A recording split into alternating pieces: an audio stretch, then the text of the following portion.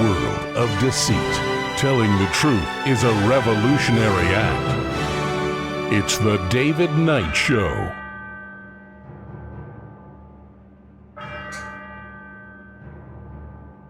As the clock strikes 13, it's Monday, the 24th of August, year of our Lord 2026. Well, Trump dropped some big news on Friday. He has stabbed the cattlemen in the back, and they were very, very unhappy over the weekend pushing this out. We're going to talk about what he's actually done. And as I looked at this, yes, I understand what he's doing to these individuals. I understand how damaging the tariffs are. And by the way, Trump is now explicitly admitting that his tariffs raise prices. We always knew that. He was lying to us, and unless he is a moron.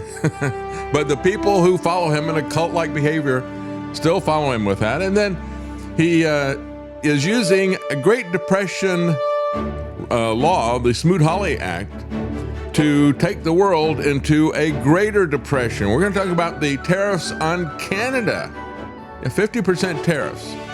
And you would not believe the last-minute demands that Trump made. Absolutely insane. The man is insane. It is not economics, it is egonomics. We'll be right back. Stay with us.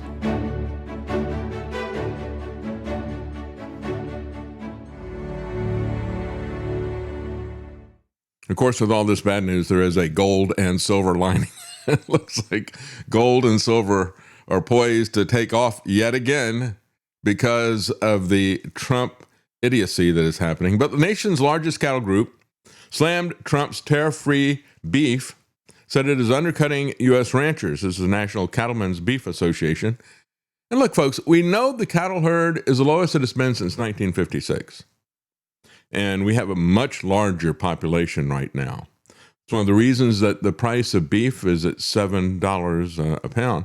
But this is just a temporary fix at best. I don't even think it's going to be a real fix. As many people pointed out, the form in which foreign beef is coming in frozen form is not typically the way that's bought in the grocery stores. It's not going to have that much of an impact. It'll have a big impact for the fast food companies like Burger King or Taco Bell or whatever. And that's really, I guess, what Trump is concerned about, since that's what he eats. But it's really not going to help the consumer. And any help that it gives the consumer would be just temporary, because then he would bring the tariffs back again. It will damage significantly our own domestic beef industry, which is what we've been saying about tariffs all along. First of all, the price obviously is going to be passed on to consumers. He added this tax. All of the MAGA influencers out there saying, oh, he's going to get rid of the income tax. Do you see the income tax going away? I said at the time, there's absolutely no way that's going to happen. You know, he dropped that hint out there, and the people who want to flock around him ran with it, right? This is what we have seen throughout the first administration of Trump. He throws a little bit of a breadcrumb out there, and he doesn't really say anything explicitly. And of course, even when he does say something explicitly, it is a lie, as the Prime Minister of Canada said. And I'm not a big fan of that guy. I mean, if you talk about somebody who is the ultimate insider in terms of central banks, it's Carney. But he said Trump's deals are written in pencil. Everybody understands that he doesn't stand by what he says. Whether he's talking to his supporters, making campaign promises, or whoever he's talking to, you can't trust the man. He has no integrity whatsoever. And he turns on a dime, and he turns on his own people. And so the plan is to import 300,000 tons of tariff-free ground beef in order to stabilize prices, he said. Yeah.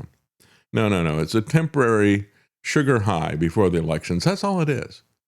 Self-serving, self-dealing. He doesn't care the damage that he does, even to his own supporters. So many people are out there complaining to the cattlemen and ranchers saying, yeah, but typically you guys voted for him, didn't you?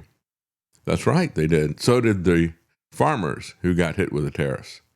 And it is a lesson that's been difficult to learn. But of course, when they look at it, what's the alternative? We are in a situation now where we have two bad choices. Pick your poison, Democrat or Republican. So this is characteristic of what Trump did in his first administration, a disastrous disregard for small business.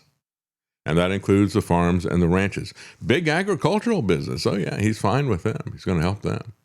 This is a plan to push people off of the land. In the same way, the data centers are a plan to push people off the land. That was Trent Luce's take on it. I absolutely agree with him. I'm going to play you a clip from him in a moment here. Undercutting Americans, farmers, and ranchers with inferior products from foreign competitors does nothing to create market confidence or encourage rebuilding the herd. Think about what is really needed here. As we said before, so much of the problem is created by the government, by government regulations that create a monopoly or an oligarchy or whatever to control a particular market. And that certainly is the case with the beef industry. When you look at the control that the government has exercised through mandates, look at how they have gone after Amish farmers for slaughtering their own grass-fed, grass-finished beef. No. You got to send it to the feedlots. You got to have the big slaughterhouses. They've got to finish it. You fed this cow all of its life. You fed it grass, but now they're going to give it grain at the feedlot.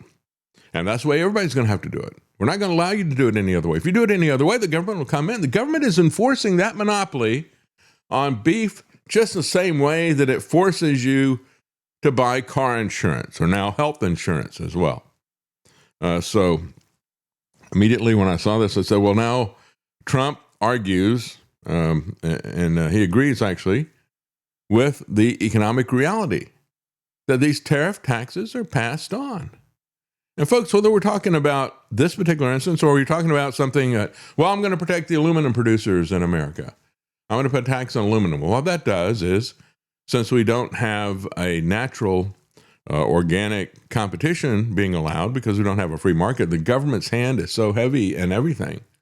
And so heavy in terms of regulation and energy mandates and all the rest of this stuff that we don't have big enough capacity to satisfy people who want to make things out of aluminum. So they got to buy them from another country. And it's more expensive. So then that makes our products more expensive when we try to sell them abroad. And it certainly makes it more expensive here domestically as well. Do you see how that works? I mean, it's not rocket science. This is just common sense. We need to go back to Thomas Paine's common sense and to the invisible hand of Adam Smith. Yeah, incentivizing additional foreign imports undermines America's producers at a critical time, said the Cattlemen's Association. They said, unlike spur-of-the-moment trading decisions made based on White House social media posts, the decisions and investments that ranchers have to make are done years in advance, not days or weeks. And it's not this capricious arbitrary. When I talk about taco, Trump always chickens out, right? I think the better way to look at that is a taco should stand for Trump is arbitrary, capricious in his orders, right? He just, whatever whim he's in, whatever mood he's in. Well, I don't like China, somebody in China said. So 100% tariffs today. Or same thing with Canada, the 50% tariffs. It's just based on his ego and his mood.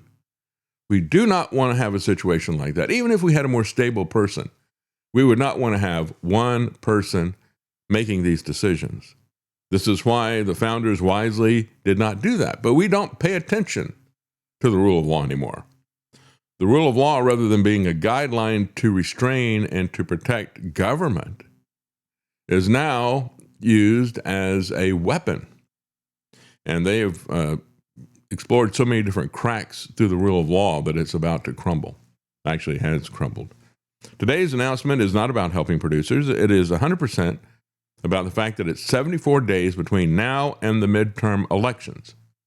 As with all this stuff, rather than making everything more expensive for consumers and for domestic producers and manufacturers, why don't you stop some of the government regulation that is driving the price of this stuff up? This regulation and taxes, we don't need more taxes. When you look at, and I've said this before, Trump is a New York City Democrat. What do Democrats always do? Democrats always sell you the idea that we can tax our way to prosperity. Now, how does that work? That works because the Democrats, like Trump, tell you that somebody else is going to pay the tax. That was a lie that he sold this thing on from the very beginning. No, you will pay the tax. As a matter of fact, when you go back and look at what is happening to the non-existent budget, you break down the income of the federal government, it turns out that the tariffs are roughly equivalent to the corporate income taxes. So he just added the equivalent of corporate income taxes, doubling them, right? But doubling them for consumers.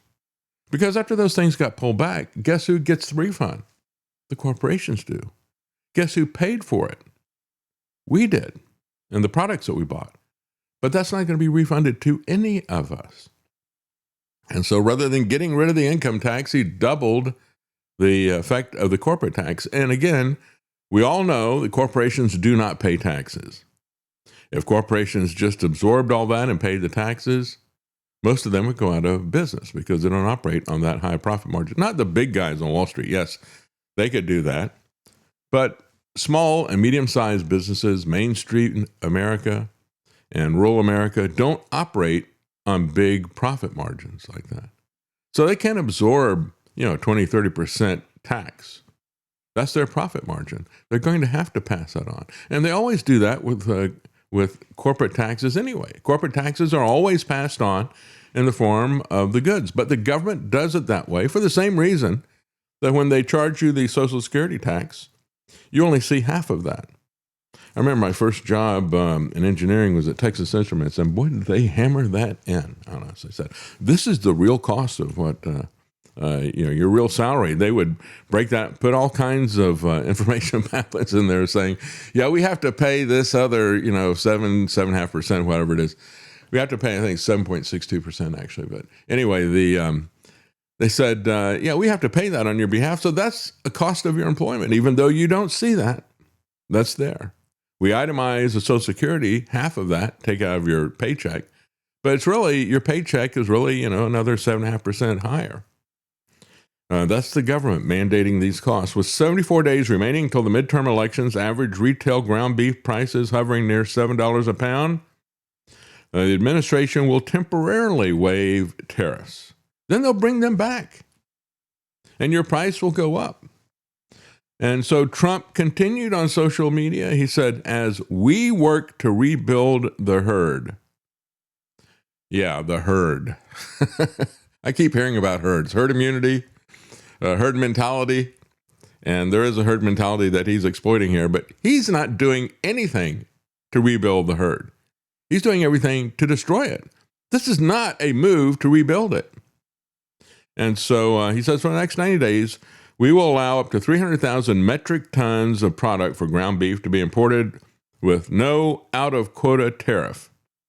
We have commitments that this beef will be sold at 25% below current market prices.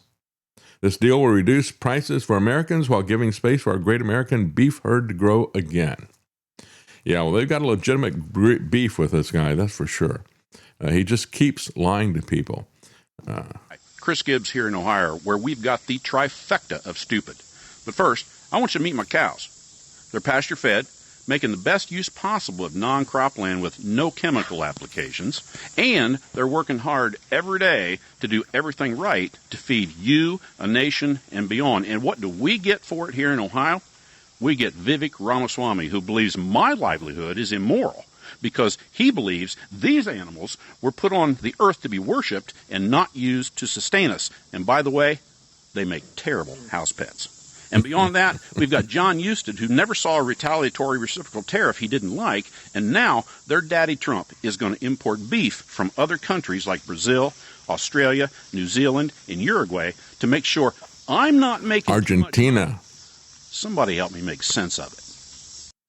Yeah, it doesn't make any sense. It doesn't make any sense to support Trump. It really doesn't. Here's another cattleman's perspective. Well, after yesterday and the announcement about beef, all the talk and comments, I had a video go pretty viral pointing out that I don't think it's going to help what they did. But I want to address a few things today. One of them is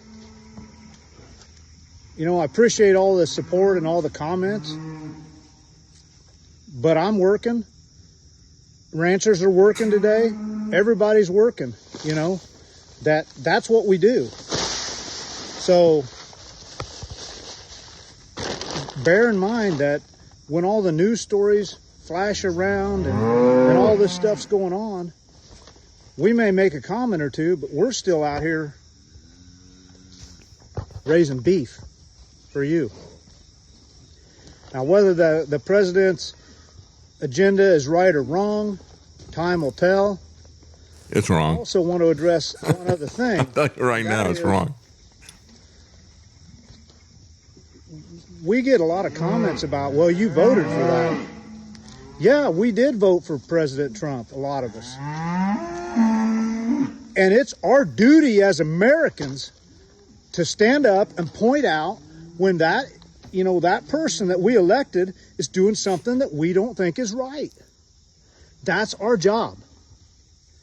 We don't have to just blindly follow someone or a policy that we don't agree with.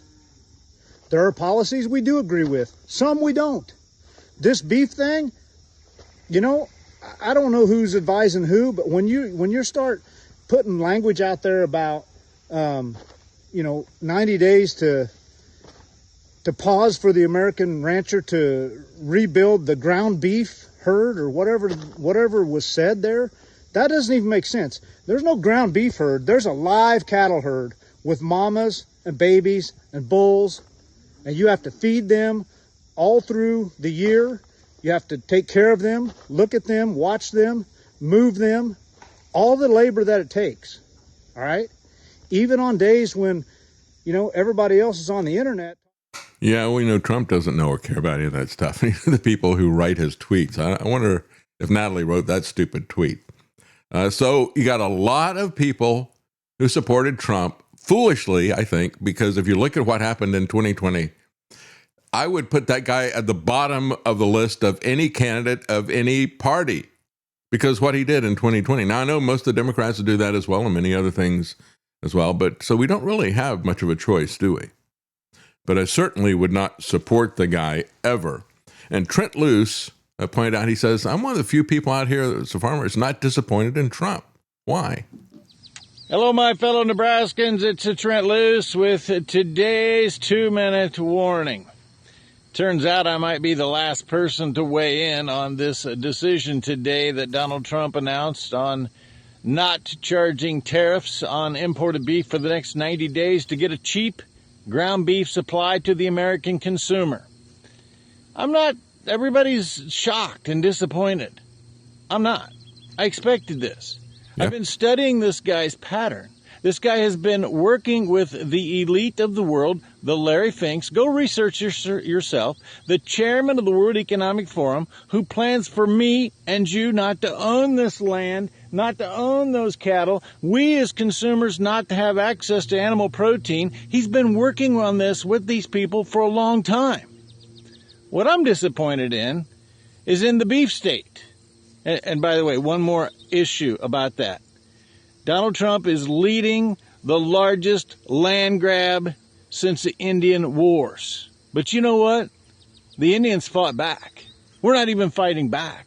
We're just continuing to lick the boots and say, hey, tell me, boss, what I do next. That's got to stop now.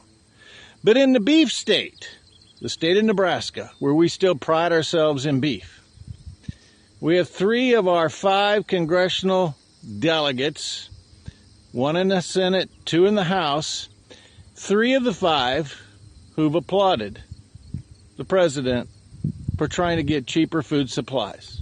Those 3 happen to all be in support of AI data centers, which leads to the largest land grab in the history of this country. And those 3 are the 3 of the 5 which are in campaign mode, not looking out for the best interests of the citizens of the state, but yet looking at where maybe the consumer will give an advantage. We, the consumer, need to speak up. We are tired of being a $50 billion a year industry where we import more agricultural products than we export. We have the resources. Get loud. Be involved. They're taking the resources from us, aren't they? Trent Luce is absolutely right. He said, This is the biggest land grab since we took land from the Indians, but they fought back. We're not fighting back. It's one of the things that Russell Means said, and he was somebody who was active in the Libertarian Party, had been active in the American Indian movement. And he wrote a book called Where White Men Fear to Tread. And he said in the preface to it, he said, the American government broke every treaty they ever made with the Indians. And he said, the Constitution, white man, is your treaty with the government. What are you going to do about it? They've broken every aspect of that as well. And Trent Luce is right about both the land grab and taking away protein. And who is it that wants to take away the protein so much? I mean, we just have one news article after the other about Israeli companies that are coming up with genetic laboratory substitutes for real food, whether it's plants that have been genetically modified to produce quote unquote milk, or whether it is some kind of a cancer tumor. So that you continually growing the cells. It's a tumor. I call them tumor steaks, but they're not T-bones. This is the gimmicks that we get from Trump. And it is the agenda. The people like Israel, like the World Economic Forum, they're all part of this same agenda of what they want to do to us. And again, that's another aspect of the data centers we should all think about. When I talked to that representative from Iowa who had put in a bill the previous year, said, we would just like to know what you're going to be using in terms of resources, water, electricity, things like that. We'd like to know what that is. No prohibitions whatsoever. Just let us know before you build this stuff. That passed unanimously out of the Commerce Committee. Then it got shut down by the Republican leadership. Said, no. Google doesn't want to tell us how much water they're going to be using. I wonder why that is. Yeah, they don't want you to know. But as she pointed out, when these data centers go under, and a lot of them will go under, because not everybody's going to succeed in this. You're going to have these massive facilities, and you're going to have, instead of a rust belt of abandoned factories, I guess you have a silicon belt of abandoned, obsolete GPUs. Beef sales volume declined 0.3% during the 13 weeks through mid-July. Volumes had risen about 5% during that same period in each of the previous 2 years. So, again, we are going to, here's an idea that Trump could use. How about if we force people to eat beef? I mean, he's done it with drugs. He did it with a genetic code injection. He did it for Moderna and for Pfizer. No, he's not going to do that for the U.S. cattlemen. I'm glad that he's not. I'm not seriously saying he could do it. But imagine if he really wanted them to succeed, he would mandate it. He would say, everybody is going to eat meat now. It's for your own good. And it really is. But he's not going to mandate something like that. No, not at all. Rather, he'll play games in different ways. So he's going to allow the importation of 300,000 metric tons of ground beef without a tariff. Again, admitting that his tariffs raise prices. There have been a couple of responses from a few Republicans. Tim Sheehy of Montana, senator, said, I've advised Trump against this course of action for a year because American ranchers have been struggling against the Packer monopoly. The Packer monopoly. Who gave them a monopoly? The government did. How'd they do that? Through regulation. Again, if you want America to succeed, you're not going to do that with tariffs. You do that by taking your boot off of our necks. Stop the regulation. Don't add more taxes. So they're struggling with a Packer monopoly for decades. This will further harm them. And most of them are MAGA Republicans. Yeah, it's another January the 6th situation, really. And then he goes on to say, however, he's afraid to criticize Trump. He said, the president's heart is in the right place. Are you sure he's got a heart? I'm not so sure about that. Give me a break. His heart, if he has one, is set on himself, his own selfish agenda. And of course, part of that is remaining in power so that he can continue to make more money in 1 year than he did his previous 60 years in business, even though he started out as a millionaire with money from his daddy. The reality in this situation, in this action, will make it more difficult for American ranchers to rebuild our herd and bring prices down for the American people, he said. This will harm ranching families who feed the nation. Another senator out of Nebraska, again, this is one of the three, Trent Luce said, out of the 5 people we've got, we've got 3 congressmen and 2 senators, 3 of them are applauding this. Well, Deb Fischer, I don't know which side she's on, she said, I'm extremely disappointed by this decision by the White House. Flooding the market with foreign beef hurts our livestock industry, and it undermines the long-term solution to grow the U.S. cattle herd to meet demand. Yeah, it is a quick fix that is going to hurt us in the long run. Everything the government does is like that, isn't it? Isn't that how we get to $40 trillion in debt? I want it now. Here's a quick fix. We don't care what the long-term consequences are. Well, the long-term consequences on this debt are going to be coming back to haunt us very soon. Ray Dalio pointed out, he said he thinks it's just a couple of years before we have a dollar meltdown. And we got a clip from him saying what he thinks that's going to look like. Now, I'll just remind you, when we start talking about the foreign beef that's coming in, it was exactly 5 months ago. March 19th, China rejected 22-ton shipment from Argentina because it was contaminated. So yeah, let's get some more from Argentina.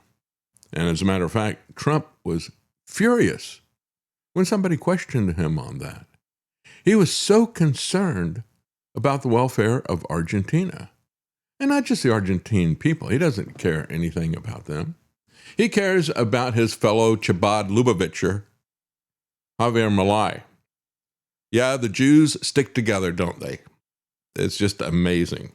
They have each other's back. And so we saw him when he betrayed the farmers. He gave $20 billion to Javier Milei. And then Scott Bessent said, yeah, we're going to put together another $20 billion from private investors. He couldn't give anything to the farmers who had been harmed by the tariffs that he'd put on, because China was their biggest customer. And they said, all right, we're not going to buy from you anymore with these tariffs. What did they do? Argentina said, we'll sell it to you at a discount.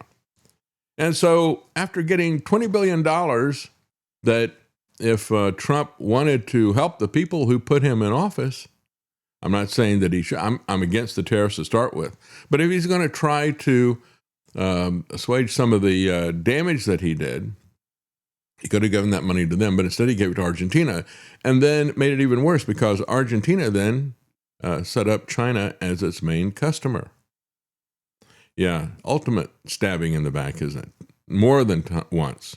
Multiple stabs in the back. He is a serial killer.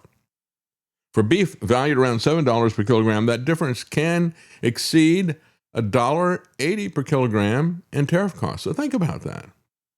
So if we're averaging around $7 a pound, then you're looking at nearly $2 of that. You're looking at about 28%, because that's what we're talking about with tariffs, right? It is a 26.4% tariff. So understand the Trump administration is pointing out that, yeah, we should be able to at least get 25% off, because that's what he added to it. This is like saying we're going to have a victory. We're going to get the Strait of Hormuz open. Well, the Strait of Hormuz was open before your idiotic policies closed it. Well, we didn't have $7 a pound beef until your idiotic tariffs made it $7 a pound. And so you're going to claim it's a victory, and even a temporary victory, to get that $2 that you added, Trump? It's just beggars belief that people could follow this guy in any way, shape, or form, and that we would have these sycophants in Congress who are afraid to criticize him. His heart's in the right place. Give me a break. And speaking of breaks, we're going to take one right now. We're going to take a break at the bottom of the hour. We'll be right back, folks. Stay with us.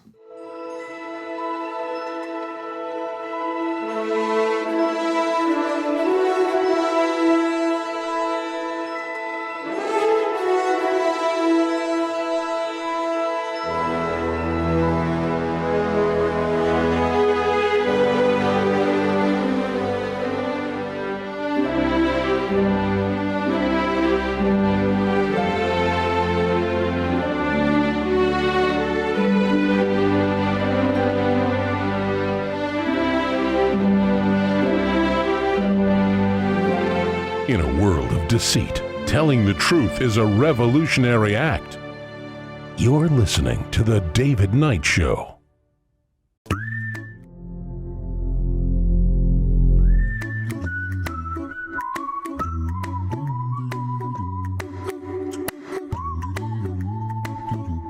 Here's a little song I wrote. You might want to hear it in your pod. You'll owe nothing and be happy. Ain't got no cash, ain't got no car, but 24 booster shots in your arm. Oh, nothing. Be happy. You can't even buy shit in the store because of your low social credit score. Oh, nothing. Be happy.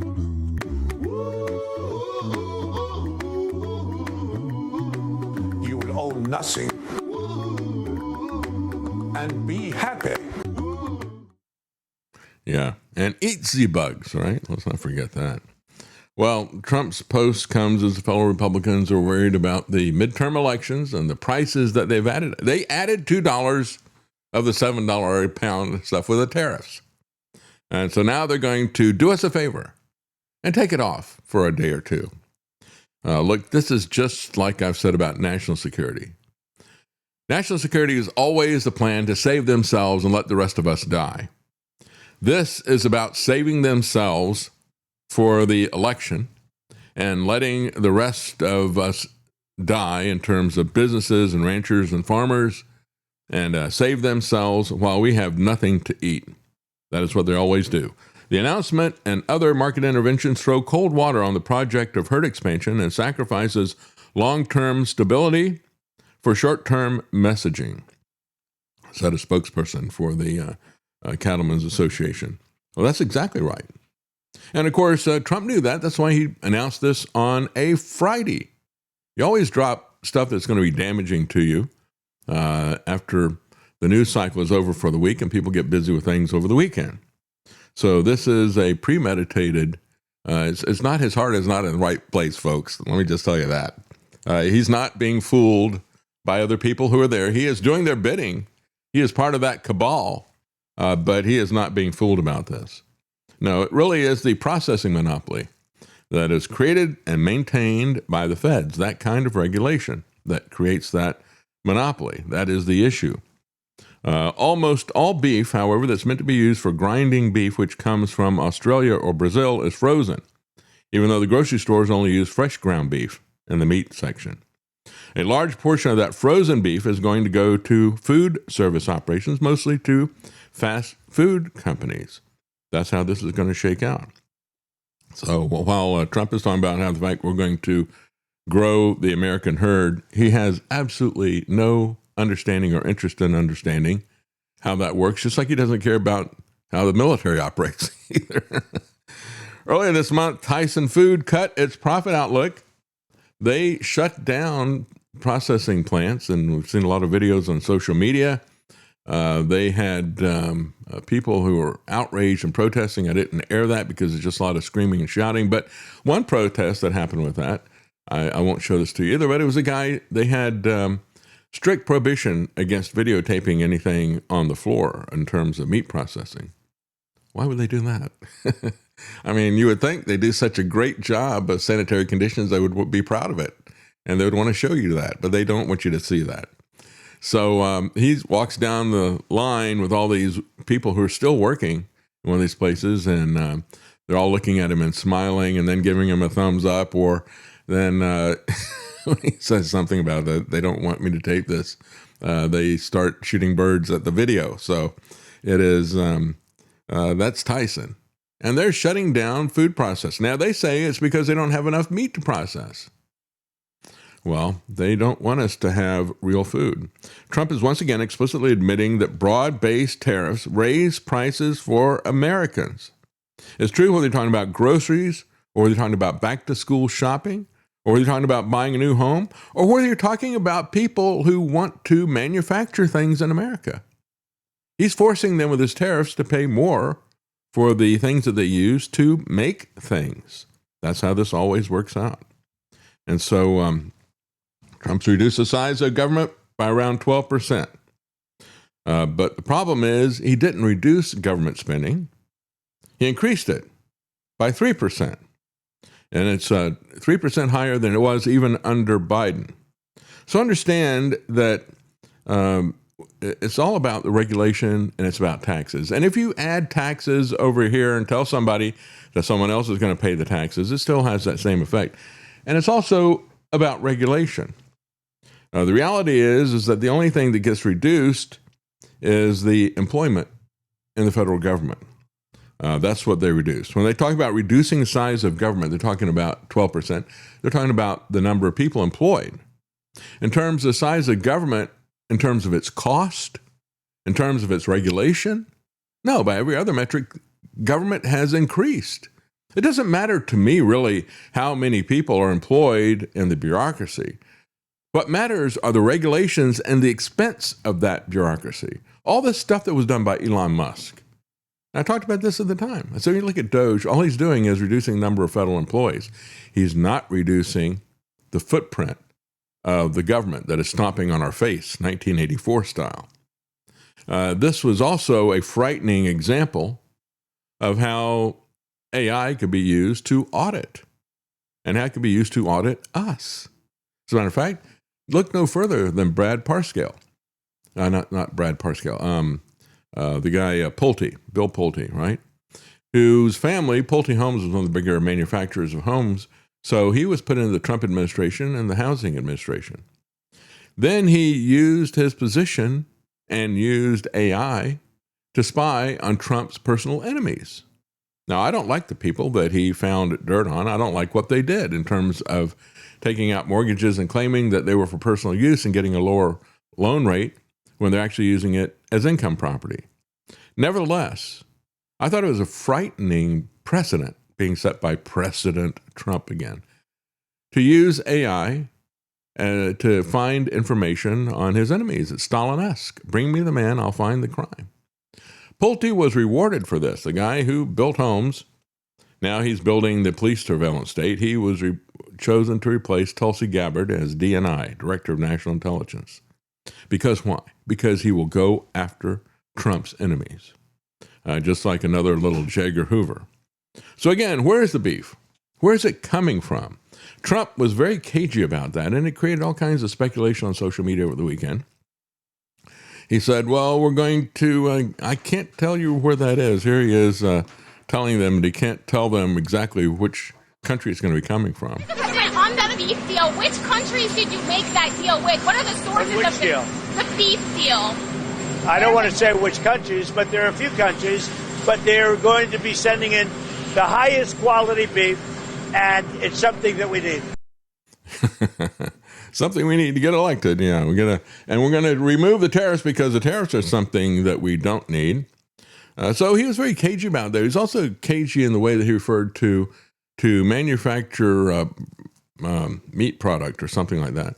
So a lot of people looked at the recent reports, which I did not cover, about the federal government rounding up and culling wild horses. You're not supposed, they're protected essentially, but of course the government can do whatever it wishes.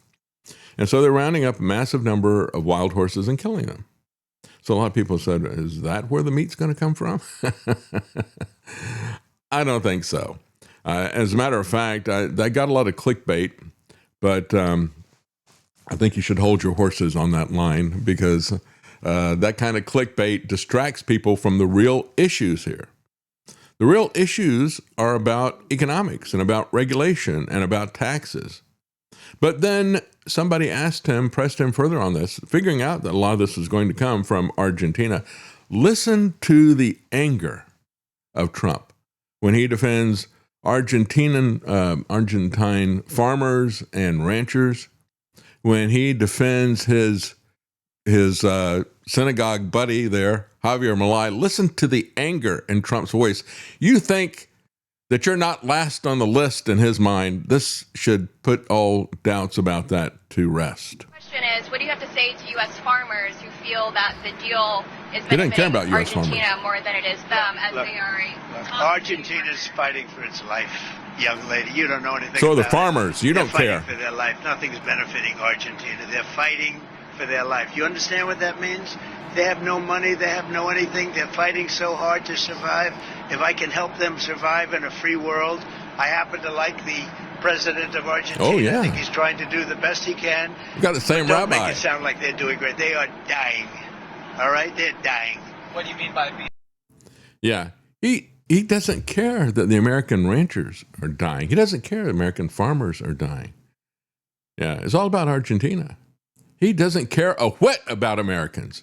It's just him and his globalist Jewish buddies. That's it. Trump and Canada have a deal? Oh, this was put out on Friday before he, as he was saying, yeah, we got a deal to move the markets, and then came out over the weekend and said they didn't. But Rachel Marsden at RT put as a subtitle, ask again in a few minutes. And sure enough, Taco, Trump, arbitrary, capricious orders. That's the real Taco. So the 50% retaliatory tariffs imposed on Canada, and Mark Carney said he's going to respond in kind.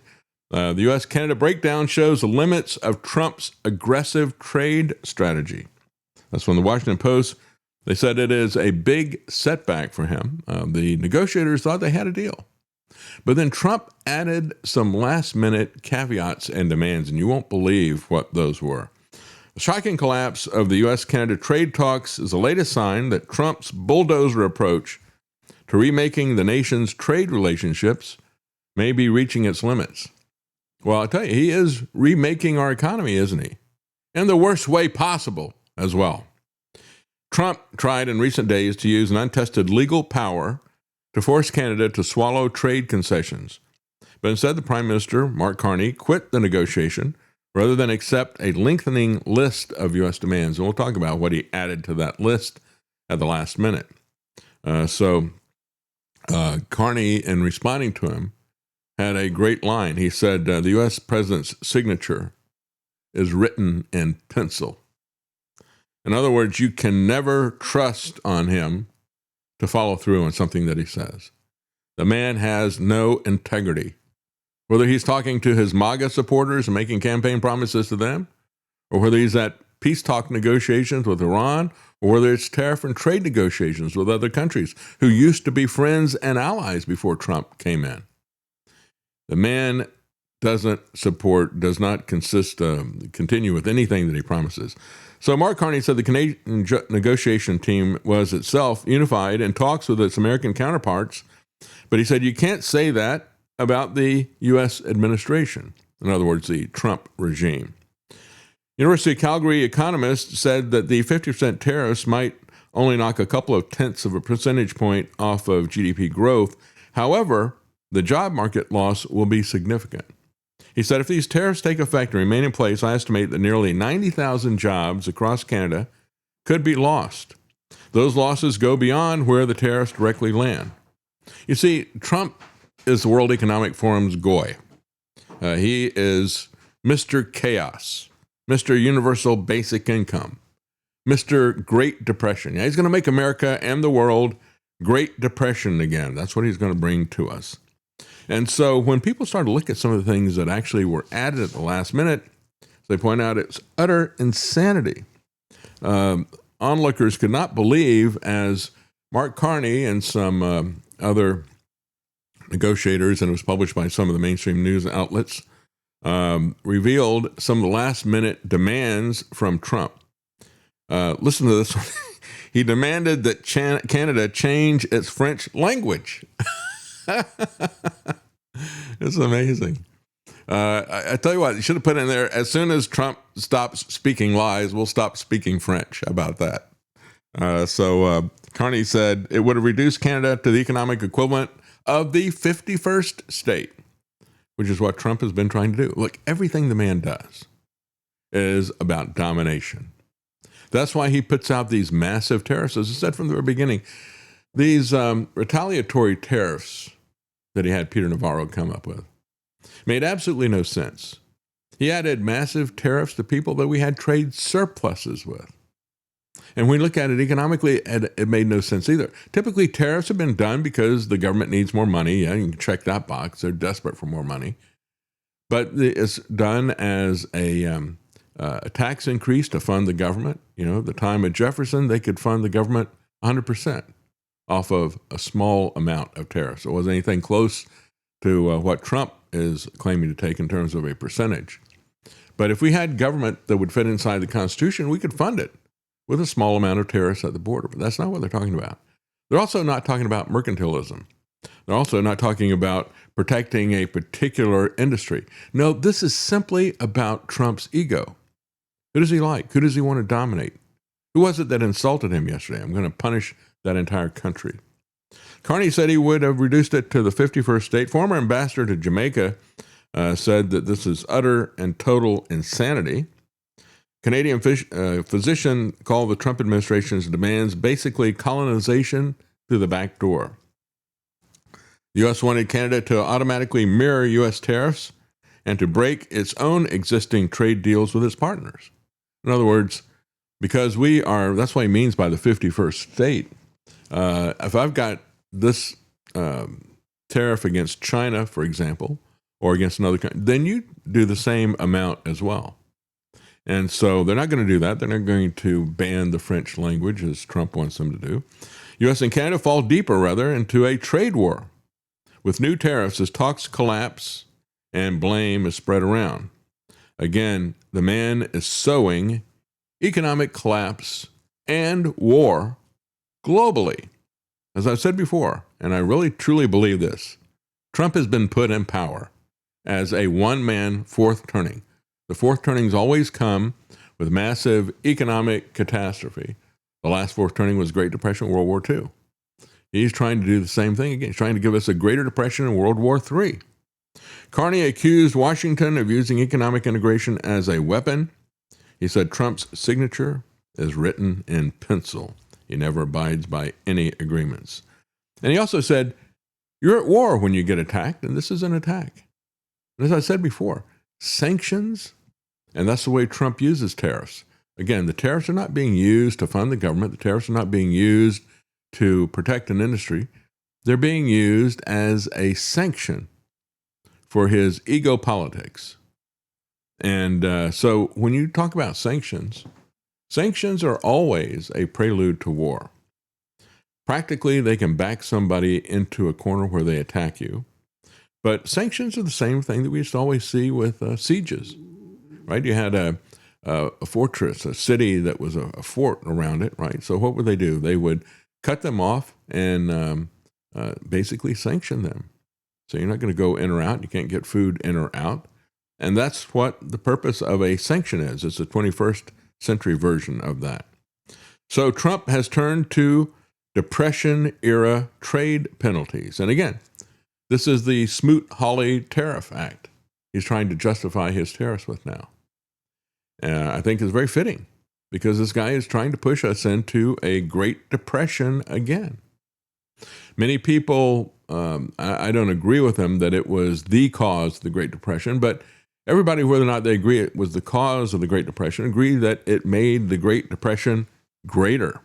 It made it worse. It exacerbated it.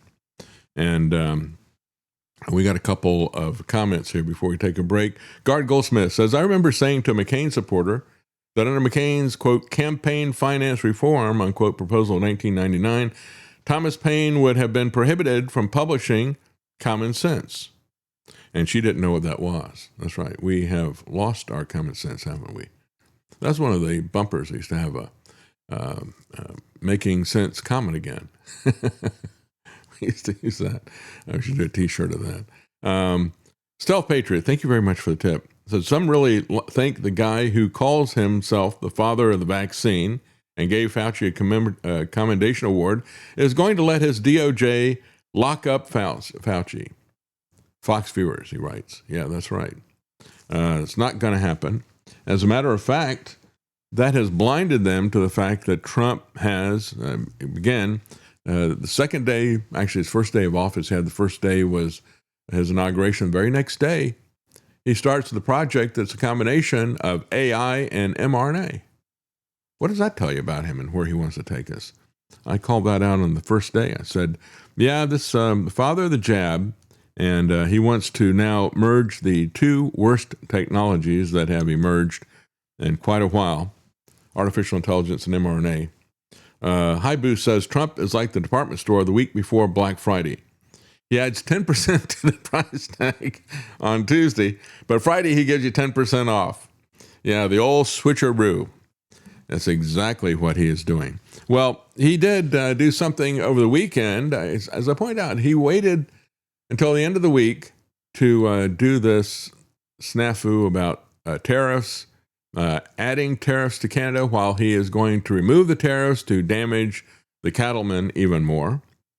But don't worry about that, because we've got a big celebration about the 250th anniversary of America, the Declaration of Independence. Folks, if we don't turn this thing around, there's not going to be a 500th anniversary. I really don't think that's going to happen. It may not be a 300th anniversary. But I thought it was a perfect metaphor for this. You had Fox News showed up to cover the so-called Freedom 250 Grand Prix. I guess with Trump and his vaccine buddies there, we could call it the Grand Prix. We call it that for other reasons as well, I guess. But no bread, just circuses from this clown. But it truly was a metaphor. She's there as an anchor, and she is trying to take in calls from other people, reporters who are in different areas. Of course, their reports could be heard. But when they would come back to her, the noise from the Indy cars would drown her out very loud. And that is exactly the purpose of this race. It was to drown out the screams of ranchers and farmers and people who are being hurt by the Trump policies. Now let's just have a big circus and we can drown out the screams with the roar of the engines.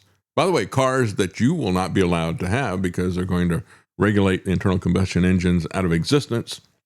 2 days, and it closed the streets around the National Mall and downtown D.C., billed as one of the final spectacles commemorating the country's 250th birthday at the behest of Trump. And, of course, he and Melania took a ceremonial lap around the course in the Beast. Yeah, the Beast. Appropriately named, right, as in Mark of, since everything that he is focused on, just like Marsha Blackburn, is about the mark of the beast. You'll have to have some kind of a government number in order to buy, to sell, to even speak, or to look at the internet. You'll have to have that beast number. So he rides around in a thing called the Beast. And he needs to have this incredibly expensive car, armored, massive. Why? It is another metaphor of the waste of government. And it is an example of how this guy is hated domestically and foreign. So it is the American presidents go around creating enemies, domestic and foreign, with their policies. They do nothing for us. It's completely the opposite of what the Declaration of Independence was about. So it lasted for 3 hours, and it cost tens of millions of dollars. That's another metaphor for Trump, isn't it? So the races are very loud. They can even cause the ground to shake, just like his data centers. Maybe you should have called it the Data Center 500. Yeah, a lot of people in D.C., local businesses, art galleries, museums, very concerned about the vibration, they said before this happened. They said they're directly along the racetrack or not far away from it. The same thing that you hear about people talking about these data centers that he wants to put out. But as all that is happening, just understand that America has become this corrupt casino. Whether you look at the markets and the AI bubble, the stock market, it gets even bigger than that. You have these new prediction markets that are out there that so one person referred to it as saying it was biblical levels of insider trading. I don't think there's anything in the Bible about insider trading. I mean, thou shalt not steal is there, but there's nothing in particular about insider trading. I don't know why they say biblical levels, but somebody said that, and that got picked up by all these different headlines talking about it. But again, should we be surprised that a failed casino owner had a half dozen casinos that went bankrupt, that he would push this speculative gambling market that we see everywhere? Called Crash Market, the platform purportedly allows users to bet on potentially any event that happens in a live stream. So it could be some gamer playing a game on Twitch, and you could bet on what their score is going to be or whether they're going to win or lose. It gets to the absurdity of these live stream prediction markets.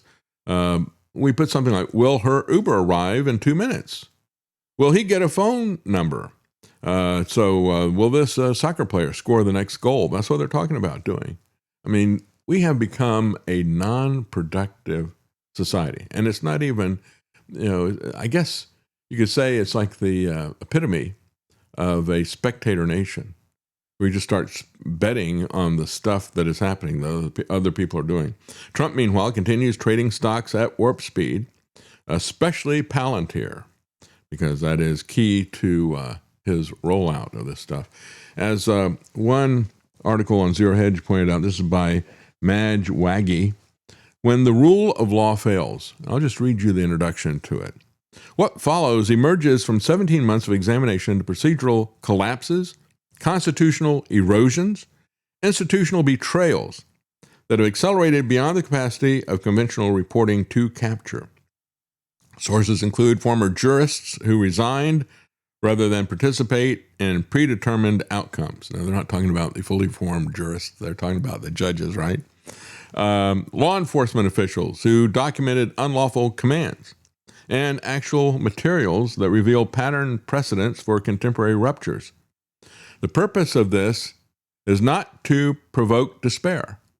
And again, we need to understand the purpose of this broadcast is not to provoke despair, but as I said here, to examine the anatomy of dissolution while recognition might still permit response. If we don't see these things happening, if we don't come up with a response to this, and I'm not really sure what we do with a situation that has been completely captured by these two corrupt clubs, the Democrats and the Republicans. I don't know how we fix this. And that's why I was hopeful, and I still am, that perhaps this pushback against data centers, as broadly bipartisan as it is, shall we say, there's nothing about this. So the Democrats may wind up making this a partisan issue, and the Republicans, because Republicans are reflexively siding with big government, with big corporations, I should say, and therefore with big government.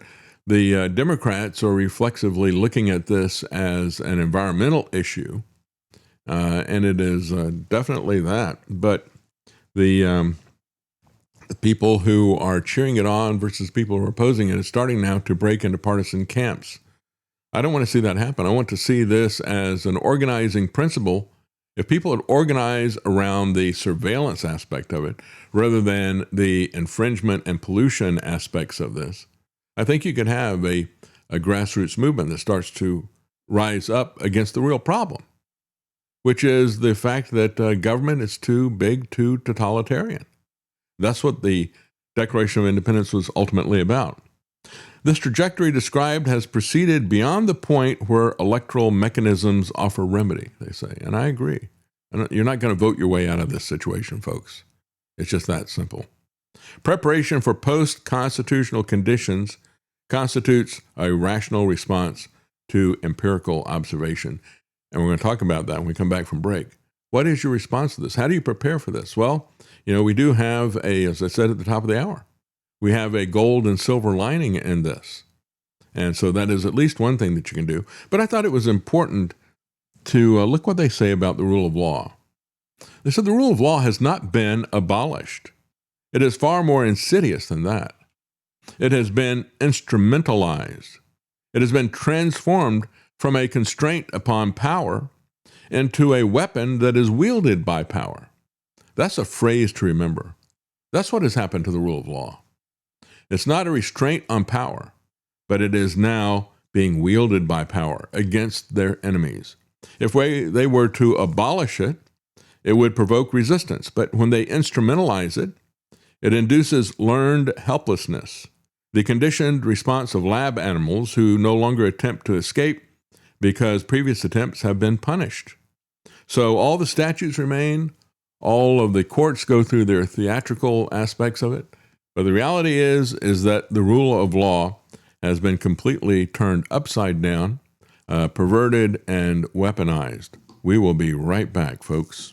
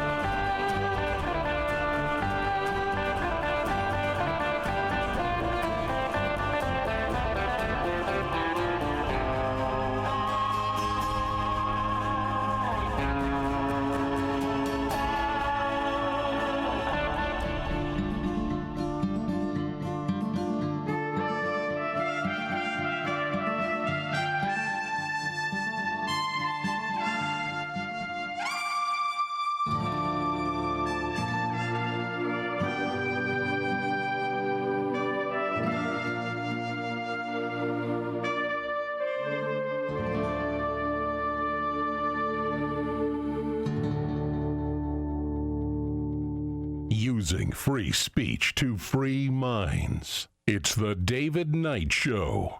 In July of 1896, exactly 130 years ago, I warned this great nation of the government's plan to crucify mankind upon a cross of gold. Of course, that was before they started to bleed us dry with the death of 1,000 fiat paper cuts. But after you bought every single commemorative David Knight Show coin in gold color, the podcast's gold reserves are depleted. They issued 100 numbered gold-colored coins and declared the mint closed. The people cried out, "Free silver!" Well, the likes of J.P. Morgan can't stop this all-new commemorative coin. Now in silver color, while supplies last, this commemorative coin does not contain precious metal, but does keep the show on the air. Equal to the gold color, this limited run is numbered 1 to 100. Get yours today at thedavidknightshow.com. Hurry, because supplies are disappearing quicker than the purchasing power of the dollar. Yeah, and you might want to do something that disappearing purchasing power of the dollar and get some real gold and silver as well. Go to davidknight.gold. That'll take you to Tony Arterburn, and you can start accumulating it on a regular basis and dollar cost average with the wolf pack that he has there. You determine what level you want to save each month, and it's very easy to change that at any given point in time. There's no obligation, but it's just a convenient way for you to save each month and save in something that is going to save your purchasing power. That's the reality of it. Ray Dalio, a billionaire investor, said, sell bonds, buy gold and Bitcoin, he said, as a debt crisis is looming. He said investors should reduce their bond holdings and put as much as 15% of their money in gold to hedge against the risk of a U.S. debt crisis that he warns could be just 3 years away. Yeah, we're looking at this situation. 2029, isn't it? Go back to Strauss and Howe, right? Strauss and Howe, the early 1990s, they wrote a book called Generations. We still use all those terms, millennials, Generation X and Z, and all the rest of this stuff. Then they did another one a couple of years after that. I think it was like 1993, 1994. They said, and that was their fourth turning thesis. They said, we looked at cycles in human history, and we see about every 4 generations, about every 80 years, there is a major upheaval in the form and nature of government. And they traced that every 4 generations happening, traced it back 500 years in British and American history. Previous fourth turning, as I said earlier, was the Great Depression, World War II. Prior to that, Civil War. Prior to that, the American Revolution. And so here we are again. And they said when they did that in the early 90s, they said sometime in the mid-2000s, there will be an economic crisis that will set off this fourth turning. You had your securitization mortgage fraud thing. And they said, and it will probably end around 2029, which is what Ray Dalio was saying here. Usher in the new 2030 society that the UN and the World Economic Forum have been so key in terms of designing for us. Long-term treasury yields have risen to multi-year highs. Japan, America's largest foreign creditor, has sold U.S. bonds to support the yen. Scott Bessent this week announced plans to boost buybacks of long-dated debt, a surprise move that so far has provided little more than just short-term support. Again, it's this, everything they do is a head fake. They are finessing and deceiving people, and that's exactly what Scott Bessent is doing. When you look at MAGA and the lies that have been sold by these Trump-pushing influencers, why did they never complain about Scott Bessent, who was the right-hand man of George Soros? Boy, I tell you, anytime anybody would do anything in the Democrats, everybody would go, was he related to George Soros? And they would show all the connections going back to George Soros or his NGOs and things like that. When Scott Bessent is put in by Trump, it's crickets. Nobody wants to go back and investigate his background. What's this guy about? Oh, yeah, he and his homosexual partner bought some children as well. But let's not worry about any of that stuff. All this stuff ought to be red flags for conservatives or Republicans. It always was in the past. Except when Trump comes in, none of that matters to them because it is a cult of personality. So the latest developments are consistent with the debt cycle framework Dalio outlined in his book, How Countries Go Broke, The Big Cycle. Yeah, we know how they go broke. Gradually, then suddenly, as Ernest Hemingway pointed out in his book. Rising debt service costs eventually collide with insufficient investor demand, forcing governments to accept higher interest rates. And that's where we are right now. Or central banks to print money to buy debt that then weakens the currency and fuels inflation along the way. And so this whole idea, this genius idea that Scott Bessent has to bring the rates down, is they can set the short-term interest rates for bonds, right? Just a fiat thing. I declare, this is what the Federal Reserve is doing all the time. I have consulted my magic crystal ball here, and we've decided that we're going to raise or lower interest rates by 25 basis points or 50 basis points or whatever. But the long-term yields are set by the marketplace. That's why many times when they would reduce the short-term T-bill rate, you would see home mortgages go up.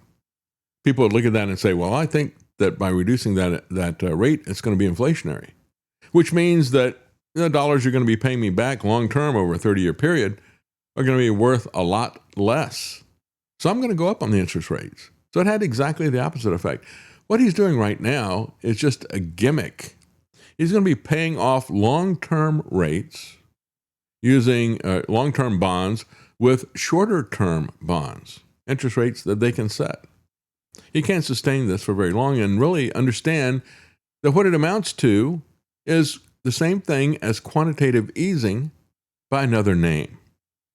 And as I pointed out before, I only saw a couple of people talk about this. Most people are completely fixated on interest rates and the pronouncements by the Fed chairs. They don't take a look at quantitative easing except in the mirror as they've gone past it. And we have had a big escalation during the Trump regime, as he's come back the second time, a big escalation in money printing and quantitative easing. This is just another example of it, done in a very surreptitious way. Dalio estimates the U.S. government's revenue at about $5.5 trillion this year, against $7.5 trillion in spending, leaving a $2 trillion shortfall. Interest rate costs alone will be about $1 trillion this year, while about $10 trillion worth of debt needs to be refinanced. Without a change in course, a U.S. debt crisis could arrive in 3 years, he said. And he advocates for reducing the budget deficit to 3% of GDP from the current level of about 6% through a combination of spending cuts, higher tax revenue, and lower interest rates. He said similar fiscal constraints are confronting countries including the UK, China, and Japan. Again, we're looking at a global currency crisis, I think a global depression, and Trump is doing everything he can to exacerbate and to accelerate that.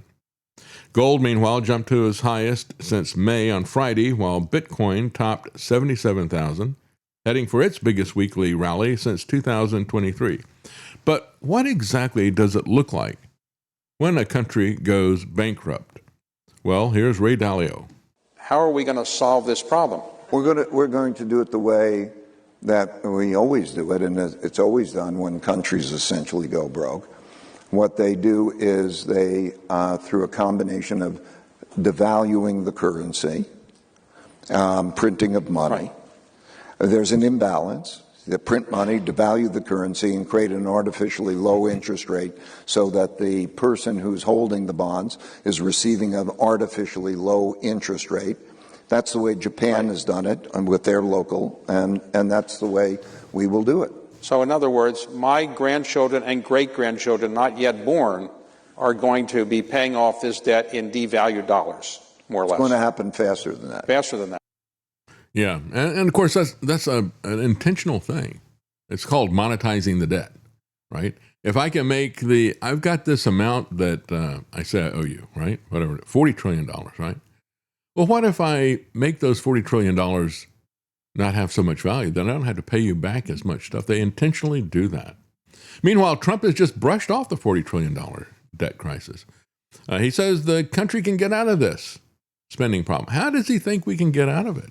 We have tremendous growth, and the way you take care of debt is with growth, and we have tremendous growth. We've never had growth like we have right now. The growth will take care of that very easily. That growth is called a cancer. It is a malignant tumor that Trump has given us. That's the kind of growth that we are getting. We're getting the growth of debt is actually faster than the rate of growth of the economy. So you're not going to grow your way out of it. You're growing your way into it. So he said, yeah, the way you take care of this is with growth. Again, a malignant tumor that he has added 1/3, actually it's 30%, let's just call it 1/3, of all the government debt, of all that $40 trillion of cumulative debt over the last 250 years. Here's the way you look at the 250-year celebration. Trump has made Americans debtors again. Yeah, and he has done that by adding 30% of the debt over the last 250 years has been done under Donald Trump and his regimes. Yeah, making us indebted again. So he said, well, there's nothing magical about the $40 trillion number. It doesn't matter, right? And this is a headline from WND. Die-hard MAGA people. Why? Because he's a Zionist. That's the only reason. They have thrown out all economic sense, all sense about individual liberty and the rule of law and the Bill of Rights. None of that stuff matters. They don't care about wars. As long as he will do wars for Israel, they will support his malignant tumor. Yeah, we need what we need as we've got this malignant cancer. We need a Fed-ectomy. We need to cut out this metastasizing cancer of the federal government. It is a dead, rotting albatross around all of our necks, not just the cattlemen, but all of us. So Trump called himself the king of debt when he was campaigning back in 2016. He said in May of 2016, I love debt. I love playing with it. Yeah, he certainly did. He certainly did. And that's careful what you ask for. That's exactly what we got, the king of debt. Yeah, we don't want a king, but he keeps calling himself that, even for something that is not good, debt. He said, I've made a fortune by using debt, and if things don't work out, I renegotiate the debt. He has made a fortune while he is the king of debt, while he is indebting us, while he is taking care of himself. Trump used the king of debt label repeatedly during his 2016 campaign, framing his personal use of leverage as a qualification for handling the national debt, and times suggesting that he could eliminate it within 8 years. Just like he was going to have peace, within the first 24 hours, he's going to stop the Russian-Ukraine war. Or maybe even before he takes office, he upped it, right? The pitch was that a real estate financier who had negotiated his way through the corporate bankruptcies could apply the same instincts to the Treasury issuance. Actually, he's the king of casino debtors, the king of casino bankruptcies. And again, we're talking about the markets here. We're talking about casinos. And we're talking about his bankruptcies. He's the king of bankruptcy. The government's income statement looks nothing at all like a workout deal. As a matter of fact, if you look at where the federal revenues are coming from, here's how it breaks down. The income tax out of the $5.6 trillion that the government takes in, $2.8 trillion of it, 50% comes from the income tax, personal income tax. The corporate income tax adds $400 billion, which is 7%. Tariffs add the same amount, $400 billion, which is 7%. That's why I said earlier, what Trump gave us was a huge tax increase. He essentially doubled the corporate income tax. And both the corporate income tax and the tariff are ways to tax you without you seeing it. They do that really with diesel fuel as well. It is like a value-added tax. Once they go up on the tariffs, of course, we have so much stuff that is transported in America as part of the manufacturing and distribution. Each of those legs, when it changes hands, it has to be trucked somewhere. And so diesel fuel is like a value-added tax. It's also something that farmers have to use and many people in construction. So it is a way that they can really add a lot of leverage to the cost of things. Then we have the payroll taxes, which are $1.8 trillion, that's 32%. And so this is the way the government gets its income. And when we're talking about payroll taxes, that's things like Social Security and stuff like that. So again, we effectively doubled the corporate income tax. And just like the corporate income tax, the tariffs will be passed along to everybody. So, quote, the Raven has 40 trillion reasons to own gold. The U.S. government has officially blown through the $40 trillion in national debt, he writes, another milestone that would almost be impressive if it weren't so outright grotesque. Our debt machine literally has no brakes.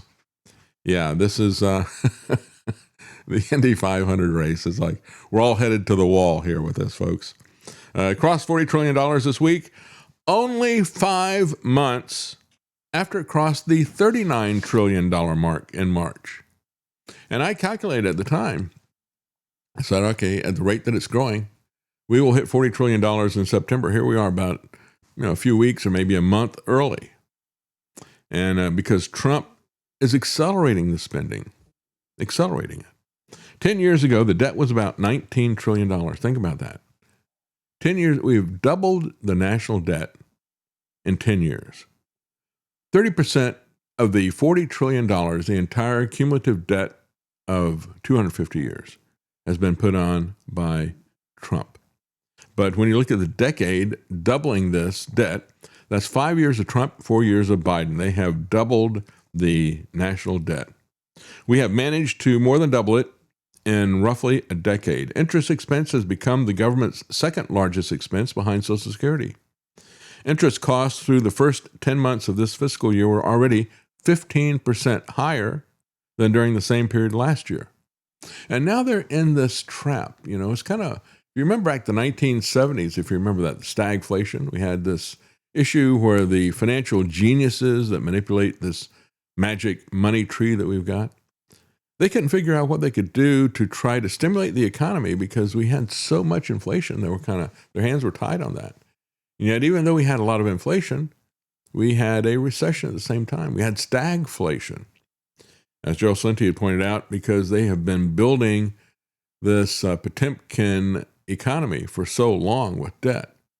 He has said for the longest time that he thinks that we're going to be looking at dragflation, not stagflation. It's going to be going down significantly, not just stagnant in a recession, but into a depression while we have inflation at the same time. When they do really crazy stuff like this, we're going to get really crazy results. The U.S. financial statements are starting to represent those of a third world country. Once we start buying our own bonds, this transformation will be complete. And so, we're eating our own, aren't we? Yeah, eating our young. So the speed at which the odometer is turning is perhaps even more disturbing than the $40 trillion headline itself. It took the U.S. 192 years to accumulate the first $1 trillion of national debt. That happened in 1981. Then we crossed the $30 trillion line in 2022, $38 trillion in 2025, October, then $39 trillion in March of 2026, and now $40 trillion roughly 5 months later. His point is that we're accumulating this so quickly that we used to measure trillion-dollar increases in generations. Then we started measuring them in years. And now we are starting to measure them in months. Because depending on who you ask, it's between $90,000 and $100,000 of debt every second. And yet, we don't want to pull back from any of the military-industrial complex empire. We just keep throwing money at it, regardless of whether it works or not. The debt will kill the dollar, says QTR. The wheels are flying off the fiscal machine in the U.S., and what it means going forward is my prediction for markets and thoughts on gold. 40 trillion reasons to own gold, as I said before. That's his headline. It also laid out in detail why I think the AI crash in equity markets could start as soon as this year, heading into 2027. Yeah, we're looking at a perfect storm and a very imperfect man at the helm running it. Goldman sees gold rally and tells the big clients to bet on $90 silver in months. Gold has exploded for the past 48 hours. This was written at the end of the week last week. Ever since Scott Bessent unveiled his buyback Operation Twist, that's what they called it when they tried it once before in 1969, I think it was. Didn't work then. It's not going to work now. Many have joked that the yields have jumped almost as much as gold since the Treasury's failed intervention. And so right now it's not war, it's not gold, it's not the economy or unemployment numbers or interest rates. It is Scott Bessent's scheme, which is looking increasingly desperate, increasingly impotent. So Goldman sums up what's supposed to be a quieter week by saying, go for gold. And it is going parabolic. That is the way they see this thing. Gold rallied to a 3-month high on a weaker dollar. And third straight weekly gain. Treasury's buyback support plan dragged the dollar down. Gold climbed 2.5% to over $4,600. The metal is also trading above all key moving averages, having broken above the closely watched 200-day moving average. The dollar languished as investors questioned whether or not the Treasury's efforts to calm the bond markets might end up undermining confidence in the currency.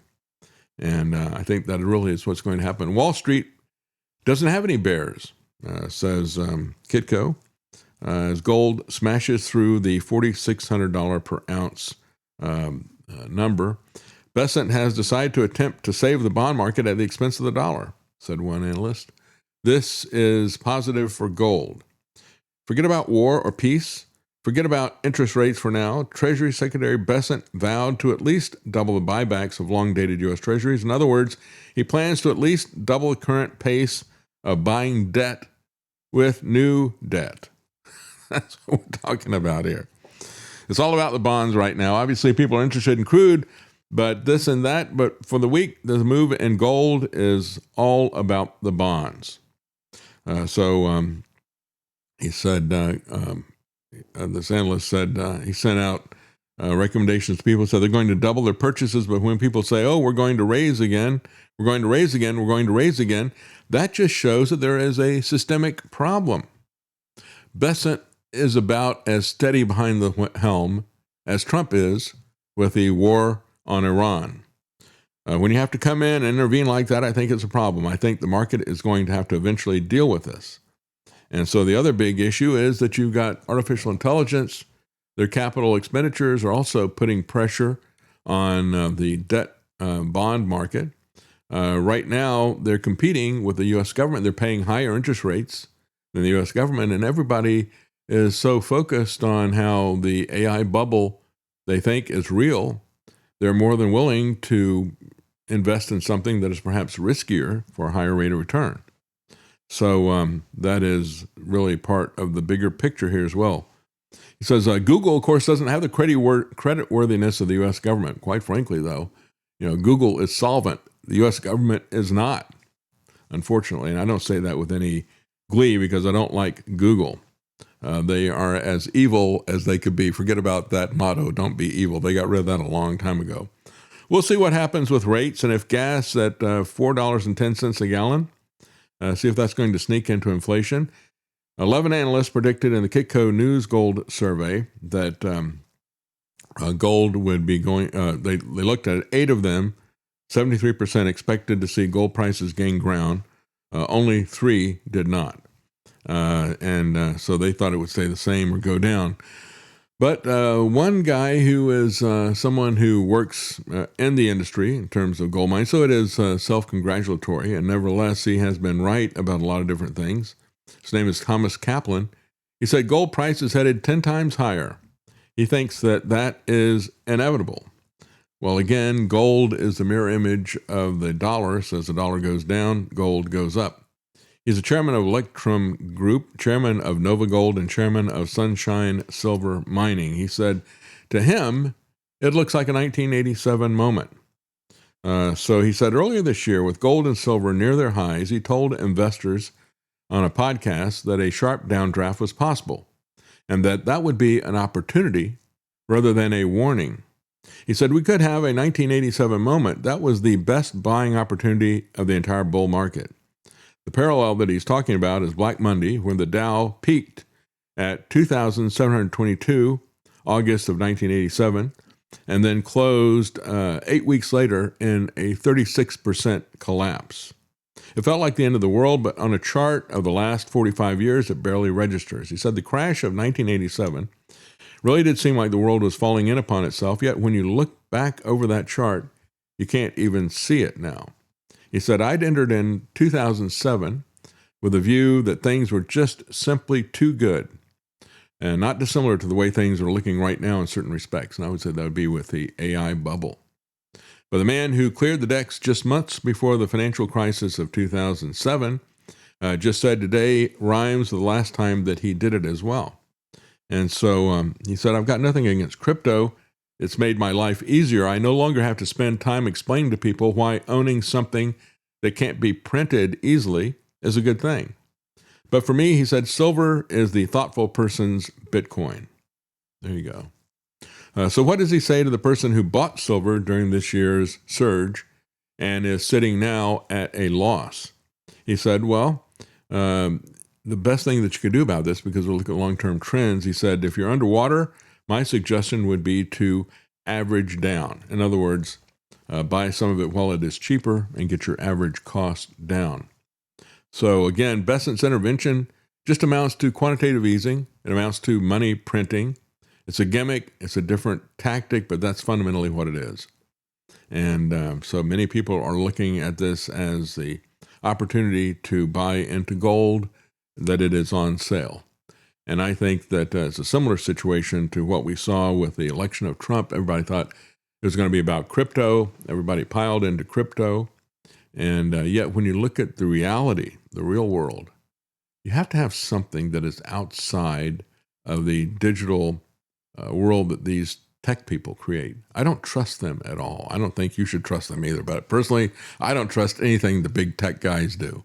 And so you want to get something that is outside of that, something that cannot be tracked, cannot be stopped and blocked by the government. That is something like physical gold and silver. Well, we're going to take a quick break, folks, and we will be right back. We're going to take a look at some things that we found out about our dear Darlene in South Carolina this last week. So we will be right back. Stay with us.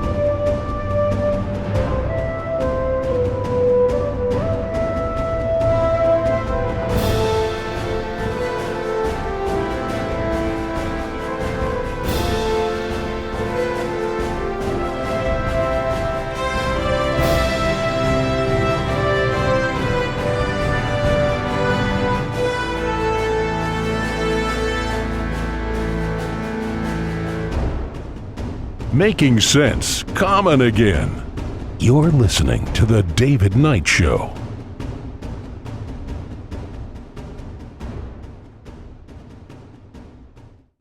Well, welcome back. And I need to make a retraction on something that I said. I had a listener in South Carolina, David. Thank you very much for sending this to me and clarifying this. I was just under the impression that, Trump had created this. It sounded like something that was really rushed.